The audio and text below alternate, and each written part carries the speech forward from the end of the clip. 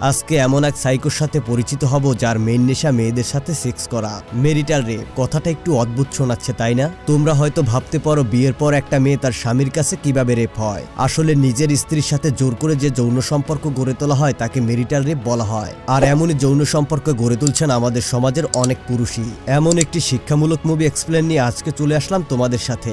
মুভিটার নাম মোকাচিত্রাম। অসাধারণ সুন্দর একটা গল্প নিয়ে নির্মিত এই সিনেমাটা। তো আর বেশি স্পয়লার না দিয়ে চলো সরাসরি গল্পে ঢুকে পড়া যাক।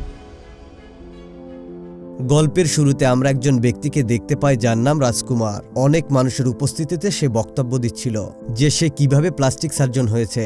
তার জীবনে নানা সফলতা, ব্যর্থতা এবং প্রতিকূলতার গল্প সে শোনাচ্ছে এবং অন্যরা কিভাবে প্লাস্টিক সার্জন হবে এই বিষয় নিয়ে সে আলোচনা করছে। এরপর দৃশ্য পরিবর্তন হলে আমরা একটি মেয়েকে দেখতে পাই। এই মেয়েটির নাম হচ্ছে মায়া। মায়া একদিন রাজকুমারের চেম্বারে তার সাথে দেখা করতে যায় আর সে সেখানে গিয়ে সাতিয়া নামের আরেকজন বন্ধুকে দেখতে পায়। আসলে তারা তিনজন ছিল ক্লাসমেট। স্কুল জীবন শেষ হওয়ার পর তাদের মধ্যে কারোর সাথে আর দেখা হয়নি। আসলে মায়ার অনেকদিন পরে রাজকুমারের সাথে দেখা হয়েছে। এরপর তারা তিনজন সেখানে বসে কথা বলতে থাকে আর হাসতে থাকে। তারপর দৃশ্য আবারও পরিবর্তন হয়। পরের দৃশ্যে যে মেয়েটিকে দেখানো হচ্ছে এই মেয়েটির নাম হচ্ছে প্রিয়া। পরিবারে শুধু তার বাবা আর প্রিয়াই ছিল। অনেক আগেই প্রিয়ার মা মারা গিয়েছিল। প্রিয়া সাধারণ ঘরের একটি মেয়ে আর সে তার জীবনযাপন খুব সাধারণভাবেই করত। এখন প্রিয়া অনেক বড় হয়েছে, তাই তার বাবা তার বিয়ে নিয়ে অনেক দুশ্চিন্তায় আছে। এরপর প্রিয়ার বাবা তার বিয়ের জন্য একজন ঘটককে তাদের বাড়িতে আসতে বলে। প্রিয়ার বাবা সেই ঘটকের কাছে প্রিয়ার একটি ছবি দিয়ে বলে তার জন্য একটি ভালো পাত্র দেখতে। কয়েকদিন পর দেখা যায় রাজকুমার তার ভাই এবং ভাবির সাথে প্রিয়াদের বাড়িতে এসেছে, কারণ ঘটক ভুল করে রাজকুমারের কাছে প্রিয়ার ছবিটি দিয়ে দিয়েছিল। এদিকে দেখা যায় রাজকুমার তার বিয়ের জন্য একজন সুন্দরী পাত্রী খুঁজছিল। রাজকুমার প্রিয়ার ছবি প্রথম দেখাতেই পছন্দ করে ফেলে। রাজকুমার প্রিয়াকে বলে, আমি তোমার ছবি যখন প্রথমে দেখেছিলাম তখনই তোমাকে আমার অনেক ভালো লেগে গিয়েছিল, আর আমি তোমার ঠিকানা খুঁজতে তোমাকে আমি অনেক দিন ধরে ফলো করছি। এরপর রাজকুমার প্রিয়াকে বিয়ে করার জন্য প্রপোজ করে। সে বলে, তুমি কি আমাকে বিয়ে করবে? এদিকে দেখা যায় প্রিয়াও তার প্রেমে পড়ে গিয়েছে। এরপর রাজকুমার তার ভাই এবং ভাবিকে জানায় মেয়ে তার পছন্দ হয়েছে। সে বলে, আমি এই মেয়েকেই বিয়ে করতে চাই, তোমরা পাকাপাকি করে কথা বলে ফেলো। অন্যদিকে আমরা রাজকুমারের বান্ধবী মায়াকে দেখতে পাই, যে কিনা একটি বারে বসে মদ খাচ্ছিল। তখন সেখানে সাথিয়া চলে আসে। মায়া সাথিয়াকে বলে, আমি রাজকুমারকে অনেক ভালোবাসি, ছোটবেলা থেকে আমরা দুজন দুজনকে অনেক ভালোবাসতাম। এরপর সিন কাট হয়। রাজকুমার আর মায়ার ছোটবেলাকে দেখানো হয়। এখানে দেখা যায় রাজকুমার এবং মায়া একই স্কুলে পড়াশোনা করত। তাদের ছোটবেলার সময়টা দুজনের মধ্যে ভালোবাসা এবং খুনসুটি দিয়ে অনেক ভরপুর ছিল। মায়া ছিল রাজকুমারের জন্য অনেক পাগল। সে রাজকুমারের ছবি পানির কলসির মধ্যে লুকিয়ে রাখত। যখনই তার মন চাইতো তখন সে লুকিয়ে লুকিয়ে তার ছবিটা দেখত। রাজকুমার মায়াকে একদিন বলছিল সে যখন বড় হবে তখন তাকে বিয়ে করবে, আর এই বিষয়গুলো নিয়ে মায়া সাথিয়ার সাথে গল্প করছিল। আসলে রাজকুমার সেই ছোটবেলার ভালোবাসাকে এতদিন গুরুত্ব দেয়নি, কিন্তু মায়া সেই ছোটবেলার ভালোবাসাকে বিশ্বাস করে। এরপর একদিন দেখা যায় রাজকুমার মায়াদের বাড়িতে খুশির সংবাদ দিতে আসে। রাজকুমার মায়াকে বলে, আমার বিয়ে ঠিক হয়েছে প্রিয়া নামের একটি মেয়ের সাথে। এই কথা শুনে মায়া কাঁদতে কাঁদতে রাজকুমারকে প্রপোজ করে, বলে, আমি তোমাকে অনেক ভালোবাসি, সেই ছোট্টবেলা থেকে আমি তোমাকে নিয়ে অনেক স্বপ্ন দেখেছি। আসলে মায়া একজন লেখিকা ছিল, সে রাজকুমারকে নিয়ে অনেক কিছু লিখেছিল। এরপর রাজকুমার মায়াকে বলে, ছোটবেলার কথা তুমি ভুলে যাও, এগুলো আমাদের জাস্ট একটা আবেগ ছিল, এখন আমরা অনেক বড় হয়েছি, বাস্তবতাকে বুঝতে শিখো মায়া। এদিকে দেখা যায় রাজকুমার এবং প্রিয়ার বিয়ের দিন চলে এসেছে। আমরা দেখতে পাই বিয়ের সমস্ত আয়োজন চলছিল, আর সেখানে আবারও আমরা মায়াকে দেখতে পাই। সে চোখে কালো একটা সানগ্লাস পরে বসে আছে। আসলে মায়া সানগ্লাসটা পরেছিল তার কারণ ছিল তার চোখের পানি যেন কেউ দেখতে না পায়। যাই হোক, প্রিয়া আর রাজকুমারের মধ্যে বিয়েটা খুব ভালোভাবেই হয়ে যায়। বিয়ের পর রাজকুমার আর প্রিয়ার মধ্যে খুব ভালোবাসা তৈরি হয়ে যায়। তারা একে অপরকে প্রচন্ড ভালোবাসে। রাজকুমার প্রিয়াকে এতটা ভালোবেসেছিল যে সে তার বাবাকেই ভুলে গিয়েছে। প্রিয়ার সকল আবদার রাজকুমার পূরণ করত। প্রিয়া ভাবতে থাকে সে অনেক ভাগ্যবতী, তা না হলে কি সে এত সুন্দর একটা জীবনসঙ্গী পায়। আর তাদের দিনগুলো খুব ভালোভাবে এভাবে কাটতে থাকে। এরপর মায়াকে দেখানো হয় সে তার স্কুটি নিয়ে কোথাও যাচ্ছিল। তখন রাস্তায় একটা গাড়ির সাথে তার অ্যাক্সিডেন্ট হয়ে যায় এবং সে প্রচন্ড পরিমাণে আঘাত পায়। এরপর দৃশ্য পরিবর্তন হয়। পরের দৃশ্যে দেখানো হয় প্রিয়া প্রেগনেন্ট। আর খুশির সংবাদটা যখনই রাজকুমারকে সে দিতে যাবে তখনই রাজকুমারের ফোনে একটা কল আসে সাত্তিয়ার, আর সাত্তিয়া তাকে মায়ার অ্যাক্সিডেন্টের কথা জানায়। এরপর রাজকুমার আর প্রিয়া তখনই হসপিটালে চলে আসে। আর এখানে সে জানতে পারে মায়ার অবস্থা খুবই খারাপ, তার জীবন বাঁচতেও পারে এবং সে মারাও যেতে পারে। ডাক্তার বলে মায়ার খুব আর্জেন্ট এ নেগেটিভ রক্তের প্রয়োজন। সৌভাগ্যক্রমে প্রিয়ার রক্তের গ্রুপও এ নেগেটিভ ছিল, কিন্তু এদিকে তো প্রিয়া প্রেগনেন্ট ছিল, তার জন্য তার ব্লাড দেওয়াটা রিস্কি হয়ে যেতে পারে। কিন্তু এসব কথা সে নার্সদেরকে জানায় না। প্রিয়া প্রেগনেন্ট হওয়া সত্ত্বেও মায়াকে রক্ত দেওয়ার জন্য রাজি হয়ে যায়। নার্স তাকে জিজ্ঞাসা করে, আপনি যে রক্ত দিচ্ছেন, আপনাকে দেখে মনে হচ্ছে আপনি প্রচন্ড অসুস্থ। প্রিয়া বলে, আরে না না, আমি ঠিক আছি। মায়ার অবস্থা খারাপ হওয়ার কারণে প্রিয়া এত কিছু ভাবেনি। রক্ত দেওয়ার পরে প্রিয়া আর রাজকুমার মায়াকে দেখতে আসে। এখানে তারা মায়াকে দেখে একদম অবাক হয়ে যায়, কারণ অ্যাক্সিডেন্টের কারণে মায়ার চেহারা একদম থেতলে নষ্ট হয়ে গিয়েছে। মায়াকে এমনভাবে দেখে প্রিয়া অজ্ঞান হয়ে যাওয়ার মতো একটা অবস্থা। তখন সাতিয়া বলে, মায়া গাড়ির সাথে অনেক জোরে আঘাত পেয়েছে, আর এজন্য তার চেহারার অবস্থা এমন হয়ে গিয়েছে। এরপর রাজকুমার প্রিয়াকে নিয়ে বাসায় চলে আসে। সে প্রিয়াকে বলে, তুমি এবার রেস্ট নাও। প্রিয়াকে সে বাসায় রেখে আবারও সে মায়ার কাছে চলে আসে। আর ওই দিন রাতে রাজকুমার তার নিজের গাড়িতে রাত কাটিয়ে দেয়। সকাল হলে সে প্রিয়াকে ফোন দেয় তার শরীরের অবস্থা কেমন আছে এটা জানার জন্য। প্রিয়া রাজকুমারকে জানায় তার প্রচন্ড মাথা ঘুরছে এবং সেই সাথে তার অনেক ক্লান্ত লাগছে। কিছুক্ষণ পর প্রিয়ার বাবা তাদের বাড়িতে আসে। প্রিয়ার বাবা তাকে ডাকতে ডাকতে সিঁড়ি দিয়ে উঠতে যাচ্ছিল। তখন হঠাৎ করে প্রিয়া উপর থেকে তার বাবার সামনে পড়ে যায়। এটা দেখে তো প্রিয়ার বাবার পায়ের মাটি একদম নিচ থেকে সরে যায়। রাজকুমার তখন সেখানে চলে আসে। প্রিয়ার অবস্থা খুবই খারাপ হতে শুরু করে এবং প্রচন্ড রক্ত বের হতে থাকে। এরপর প্রিয়াকে হসপিটালের দিকে নিয়ে যাওয়া হয়। প্রিয়ার বাবা কাঁদতে কাঁদতে বলে, আমি প্রিয়ার রাশিফল দেখেছিলাম, ওর রাশিফল একদমই ভালো ছিল না। এটা শুনে তো রাজকুমার প্রচন্ড রেগে যায়। রাজকুমার সাতিয়াকে বলে, তুই ওনাকে এখান থেকে নিয়ে যা। সে তার কাছে হাত জোর করে এসব কথা বলতে বারণ করে। সে বলে, এসব উল্টাপাল্টা কথা একদমই বলবেন না, এমনিতেই আমার মাথা কাজ করছে না। এর কিছুক্ষণ পর রাজকুমারকে ডাক্তার জানায় যে প্রিয়া মারা গিয়েছে। ডাক্তার বলে, উপর থেকে পড়ে যাওয়ার কারণে প্রিয়া অনেক আঘাত পায়। এখানে ডক্টর বলে প্রিয়া প্রেগনেন্ট ছিল। আর এই কথা শুনে তো রাজকুমার অনেক কষ্ট পায়। তাকে আরো জানায়, প্রিয়ার শরীরে যদি পর্যাপ্ত পরিমাণ রক্ত থাকতো তাহলে প্রিয়া মারা যেত না। আসলে প্রিয়া তো তার অনেকটা রক্ত মায়াকে দিয়ে দিয়েছিল, আর এই জন্যই তার শরীরে রক্তের পরিমাণ একদমই কম ছিল। আর এই রক্ত শূন্যতার কারণে আঘাত পেয়ে প্রিয়ার মূলত মৃত্যু হয়। এসব কিছু শোনার পর রাজকুমার একটা চরম সিদ্ধান্ত নেয়। সে তার ভালোবাসার মানুষটিকে সবসময় তার সামনে রাখবে। এরপর দেখা যায় রাজকুমার তার নিজের দক্ষতা দিয়ে প্লাস্টিক সার্জারি করে প্রিয়ার চেহারা মায়াকে দিয়ে দেয়, কারণ মায়ার চেহারা তো অ্যাক্সিডেন্টের কারণে নষ্ট হয়ে গিয়েছে। তাই সে তার স্ত্রীকে সবসময় সামনে দেখার জন্য এই কাজটা করে। এরপর সিন আবার ফ্ল্যাশব্যাকে নিয়ে যাওয়া হয়। সেখানে একটা স্কুলের প্রোগ্রাম ছিল। প্রিয়া এবং মায়া একটি পারফর্ম করবে, আর মায়ার তখন কিছু গয়না কম ছিল। তাই প্রিয়া তার গয়না খুলে মায়াকে দিয়ে হেল্প করে। ছোটবেলায় প্রিয়া মায়াকে গহনা দিয়ে হেল্প করত, আর আজ তো বেচারা তার নিজের জীবনটাই দিয়ে তাকে হেল্প করলো। সেই সাথে তো তার চেহারাটাও তাকে দিয়ে দিয়েছে। আর যদি প্রিয়া তার শরীর থেকে মায়াকে রক্ত না দিত তাহলে প্রিয়া আজ মারা যেত না। যাই হোক, এবার বর্তমানে চলে আসি। মায়ার অপারেশন সম্পন্ন হওয়ার পর রাজকুমার তাকে বলে, আমি তোমাকে যা যা বলছি তুমি খুব মনোযোগ সহকারে সবকিছুই শুনবে। আয়নার দিকে নিজের মুখটা দেখে ঘাবড়ে যাবে না, আমি তোমাকে সবকিছুই বুঝিয়ে বলবো। এরপর মায়ার মুখের ব্যান্ডেজ খোলা হয়। মায়া যখনই আয়নার দিকে তাকায় তখন সে তার মুখটা চিনতে পারে না, কারণ তার মুখটা ছিল প্রিয়ার মুখ। তখন সব ঘটনা রাজকুমার মায়াকে খুলে বলে। সে বলে, প্রিয়া তার নিজের জীবনের বিনিময়ে তোমাকে বাঁচিয়েছে। প্রিয়া প্রেগনেন্ট ছিল, কিন্তু সে আমাকে কখনো এটা জানায়নি, আর সে এই প্রেগনেন্ট অবস্থায় তোমাকে ব্লাড দিয়েছে। এদিকে প্রিয়ার বাবাও জানে না সে মারা গিয়েছে। আর এই সবকিছু চিন্তা করেই আমি তার ফেসটা তোমাকে দিয়েছি। তাই তোমাকে কিছুদিন প্রিয়া হয়ে থাকতে হবে। আমি সময় হলে সবকিছু তাদেরকে জানিয়ে দেব। মায়া সবকিছু শুনে অনেক ইমোশনাল হয়ে যায়, আর সে রাজকুমারকে বলে, আমি প্রিয়ার জন্য কিছু করতে চাই। রাজকুমার মায়াকে বলে, আমি প্রিয়াকে প্রচন্ড ভালোবাসতাম, আর এই জন্যই প্রিয়ার চেহারা আমি তোমাকে দিয়ে দিয়েছি, যাতে করে আমি তোমার মধ্যে প্রিয়াকে খুঁজে পাই। এরপর মায়াকে রাজকুমার তার বাড়িতে নিয়ে আসে।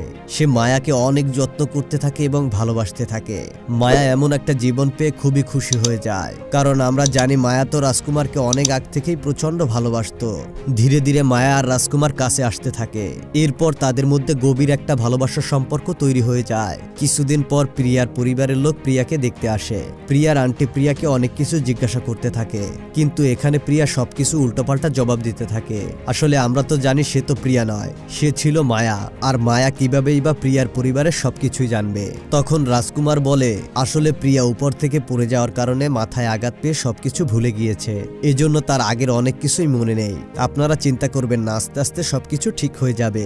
এরপর রাজকুমার মায়াকে বলে, আমি কিছুদিনের জন্য শহরের বাইরে যাব, তুমি একটু কষ্ট করে এই কয়টা দিন ম্যানেজ করে নিও। আমি কাজ শেষ করে দ্রুত তোমার কাছে চলে আসবো নতুন এক রাজকুমার হয়ে। এরপর রাজকুমার শহরের বাহিরে চলে যায়। রাজকুমার চলে যাওয়ার পর প্রিয়া মায়ার একটা ফোন পায়, আর সেই ফোনে অনেক কিছু রেকর্ড করা ছিল। আসলে প্রিয়ার তো মা ছিল না, কিছু কিছু কথা থাকে মেয়েদের যা কখনোই বাবাকে বলা যায় না, আর সেই জন্য না বলা কথাগুলো প্রিয়া সবসময় তার ফোনে রেকর্ড করে রাখতো। মানে প্রিয়া কেমন আছে, তার দিনকাল কেমন কাটছে, এই সবকিছুই সে রেকর্ড করে রাখতো। এরপর মায়া প্রিয়ার রেকর্ডগুলো শুনতে থাকে। এখানে প্রিয়া বলছিল, জানো মা, আমার একটা বিয়ের সম্বন্ধ এসেছে, ছেলে ডাক্তার, ওই ছেলের সাথে আমার বিয়ে ঠিক হয়েছে। পরের কল রেকর্ডে সে বলে, মা, রাজকুমার আমাকে প্রচন্ড ভালোবাসে, আর এমন একটা ছেলেই আমি চেয়েছিলাম আমার জীবনে। মা, আমি অনেক খুশি আছি। এর পরের ভয়েসে সে শুনতে পায়, মা, রাজকুমার যেন মারা যায়।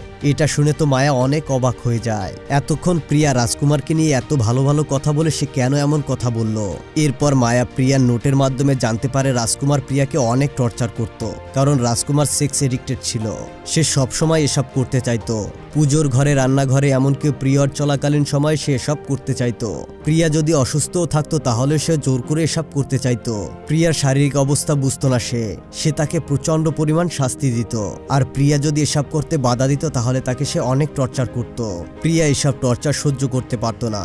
এসব শুনে মায়া অনেক রেগে যায়। এতদিন রাজকুমারের প্রতি তার যতটা ভালোবাসা জন্মেছিল তার থেকে বেশি ঘৃণা জন্মিয়েছে। এরপর মায়া একদিন সাত্তিয়াকে রাজকুমারের বাড়িতে ডাকে। তারপর সাত্তিয়াকে মায়া ভরপুর মদ খাওয়ায়। সাত্তিয়া এখানে মনে মনে অনেক কিছুই ভাবতে থাকে। সে ভাবে মায়া হয়তোবা তাকে অন্য কারণে বাসায় ডেকেছে।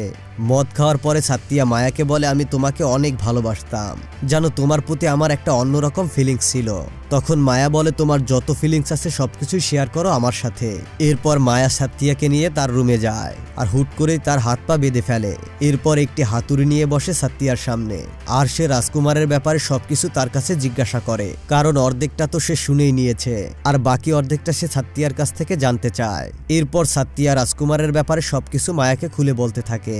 রাজকুমার প্রিয়াকে এই কারণেই বিয়ে করে, প্রিয়ার পরিবারে তার বাবা ঠিকই আছে, কিন্তু এমন কেউ নেই যে তাকে হুমকি দিতে পারবে। রাজকুমারের ইচ্ছে হলে সে প্রিয়াকে যেভাবে মন চাইবে সেভাবেই ব্যবহার করতে পারবে। সে মন চাইলে প্রিয়াকে অত্যাচার করতে পারবে, মারতে পারবে, কাটতে পারবে, যা মনে চায় সবকিছুই করতে পারবে। আর এতে করে রাজকুমারের কিছুতে যাবে আসবে না। রাজকুমারের প্রিয়ার প্রতি ফিলিংস ছিল মায়ার থেকে অনেক বেশি। সে মায়াকে অনেক পছন্দ করত। সে জানতো না যে মায়া অনাথ। সে যদি আগে থেকে জানতে পারতো যে মায়া অনাথ তাহলে সে মায়াকেই বিয়ে করত। আসলে রাজকুমার সেক্সের প্রতি পাগল ছিল।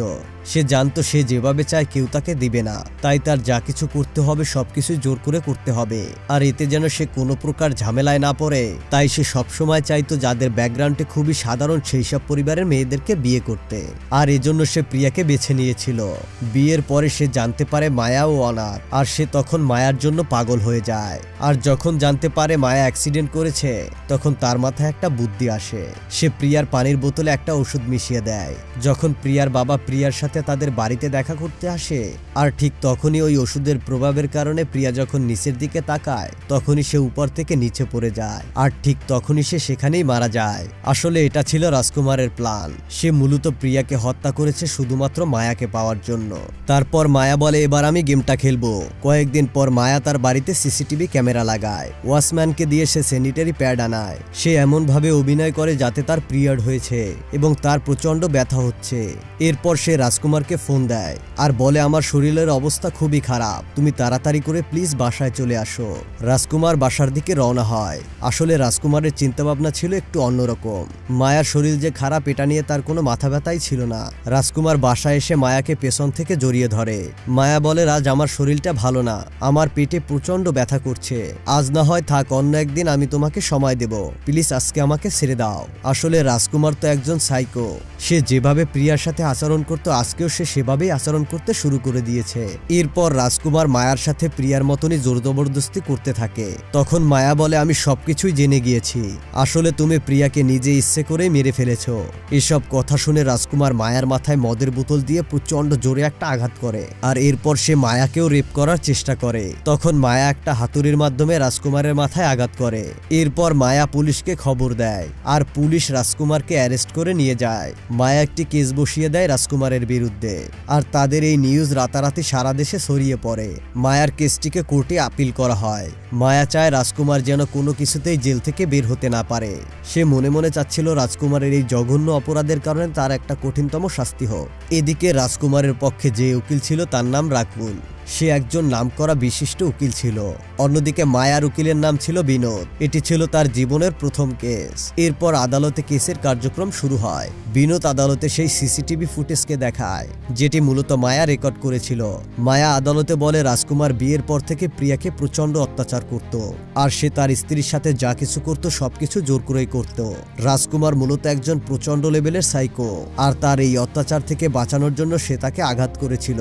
রাজকুমারের উকিল তাদেরকে বলে এই সবকিছুই মিথ্যে, মূলত একটি প্ল্যান করে এই ভিডিওটি বানানো হয়েছে যাতে করে তার মক্কেল রাজকুমারকে সে ফাঁসাতে পারে। এরপর বিনোদ কোর্টকে জানায় এ ধরনের অপরাধ অনেক বড় একটা অপরাধ। কারো অনুমতি ছাড়া কারো সাথে কিছু করা তো দূরের কথা, কাউকে স্পর্শ পর্যন্ত করা যাবে না, সে হোক ঘরের স্ত্রী, বন্ধু কিংবা পতিতালয়ের প্রস্টিটিউট। বিনোদ জজকে আরো জানায় এই ধরনের ঘটনাগুলো আমাদের ভারতে দৈনন্দিন জীবনের ঘটনা, আর এই ধরনের অত্যাচার মেয়েদের সাথে দিনকে দিন হয়ে যাচ্ছে। কিন্তু মেয়েরা তাদের আত্মসম্মান এবং ভয়ে এই সবকিছু সমাজে কাউকে জানাতে পারে না। মেয়েরা স্ত্রী হওয়া সত্ত্বেও তাদেরকে আমাদের সমাজে দিন দিন স্বামীদের কাছে এভাবে রেপ হতে হয়। তখন রাজকুমারের উকিল বলে এটা কোনো রেপ নয়, একজন স্ত্রীর নানান চাওয়া পাওয়া তার স্বামী পূরণ করে থাকে, আর একজন স্ত্রীরও উচিত তার স্বামীর চাওয়া পাওয়া তার স্ত্রীকে সঠিকভাবে পূরণ করা। এটা একটা স্বামী স্ত্রীর ব্যক্তিগত সম্পর্ক, মূলত স্বামী স্ত্রী তাদের দুজনের ইচ্ছা পূরণ করবে। তখন বিনোদ বলে জজ সাহেব, আমাদের সমাজে এই মেরিটাল রেপটা অনেক বেড়ে গিয়েছে। স্ত্রীরা ঘুম থেকে উঠে তাদের বাড়ির সকল কাজকর্ম করবে, একটি সংসারকে তারা সুন্দরভাবে গুছিয়ে রাখবে। এরপর রাতে স্বামী যখন বাসায় আসবে তখন ওই ক্লান্ত স্ত্রীর না চাওয়া সত্ত্বেও তাকে জোর করে সেক্স করতে হবে। তাহলে একবার চিন্তা করুন, এটা রেপ ছাড়া আর কিছুই হতে পারে না। বিনোদ তার সকল পয়েন্টগুলো খুব সুন্দরভাবে আদালতে তুলে ধরে। সবকিছু শোনার পর জজ রাজকুমারকে 10 বছরের জেল দিয়ে দেয়। এরপর মায়া প্রিয়ার বাড়িতে চলে যায়, কারণ বাকি জীবনটা সে প্রিয়া হয়ে কাটিয়ে দিতে চায়। প্রিয়া তার বাড়িতে ফিরে আসাতে তার বাবা প্রচন্ড খুশি ছিল। একদিন মায়া সেই উকিল মানে বিনোদের সাথে দেখা করতে যায়। মায়া বিনোদকে বলে, স্যার এই সবকিছুর জন্য আপনাকে অনেক অনেক ধন্যবাদ। এরপর বিনোদ বলে, আপনার আসল নাম কি? প্রিয়া আমাকে শুধু বিনোদ বলেই ডাকতো। আসলে আমি প্রিয়ার কাজিন এবং আমরা একসাথেই বড় হয়েছি। আসলে বন্ধুরা, এখানে একটা মজার ব্যাপার হলো বিনোদ সবকিছুই জেনে গিয়েছিল। বিনোদ বলে, আমার মা প্রিয়ার সাথে আমাকে বিয়ে দিতে চাইছিল, কিন্তু প্রিয়ার বাবা এই সম্বন্ধে রাজি না হয়ে মানা করে দেয়, আর এর মধ্যেই রাজকুমারের সাথে তার বিয়ে হয়ে যায়। আর দেখা যায় তাদের দুজনের এই কথাবার্তার মাধ্যমে মুভিটা এখানেই শেষ হয়ে যায়। তো বন্ধুরা, তোমাদের কাছে এই ব্যতিক্রমী শিক্ষামূলক গল্পটি কেমন লেগেছে তা অবশ্যই কমেন্ট করে জানাবে। ভিডিওটি শেষ করার আগে তোমাদের কাছে ছোট্ট একটা অনুরোধ, তোমরা যদি এই চ্যানেলটিকে এখনো সাবস্ক্রাইব করে না থাকো তাহলে কাইন্ডলি এখনই সাবস্ক্রাইব করে দাও। দেখা হচ্ছে নেক্সট ভিডিওতে। ততদিন পর্যন্ত ভালো থেকো, সুস্থ থেকো, আল্লাহ হাফেজ।